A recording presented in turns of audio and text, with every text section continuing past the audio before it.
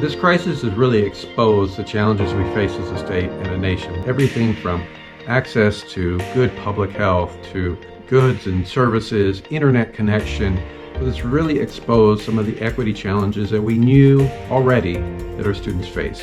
You stepped up to help one another during these hard times, and many of you have answered the call and joined the front lines in response to COVID-19. Our community colleges have been right there in just about every community up and down the state, working side by side, not only to support the response in terms of the nurses, the EMTs, the firefighters, but also opening up the doors of their campuses.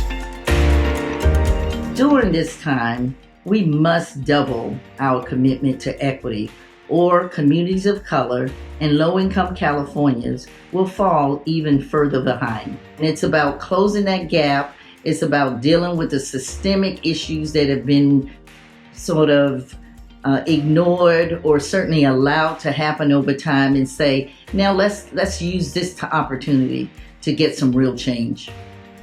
To those students who are facing hardships and maybe questioning whether or not they want to continue their education, I want you to know that you're going to overcome these challenges and that we're here to help you. The support structure is amazing. My faculty reaching out to me, seeing if I'm okay. Access to community colleges alone is already a beacon of hope in California, because community colleges have the capacity to get so many students and so many people low-cost degrees. The life lessons and kind of the life skills that you were taught at community colleges will translate into the workforce. I really want to applaud the community college for continuing the conversation. It is so easy to say, let's set this aside. It's important, but we got to deal with the emergency. But we can't forget the path that we are treading on that says we need to address these inequalities. The inconsistencies and the inequalities don't go away because there's a pandemic. History tells us that there is some institutionalized racism and practices that have been prevalent in our system for a long time. It is because that we have been denied equal access to a system that's probably most important, and that's education, which has always been the pathway to success.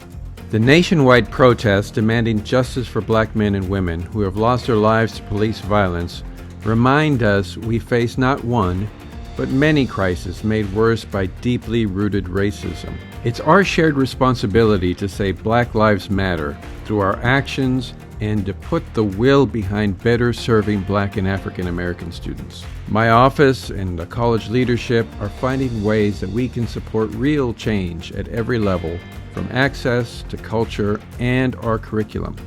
Everyone has jumped in, and that's what makes me so proud of the California community colleges. We are really part of every community, and our faculty, our staff, and our students do everything possible to support their community in times of crisis. I applaud the community colleges again in the midst of this pandemic to stay the course, to keep it top and front, and then we'll get through it and we'll be better on the other side.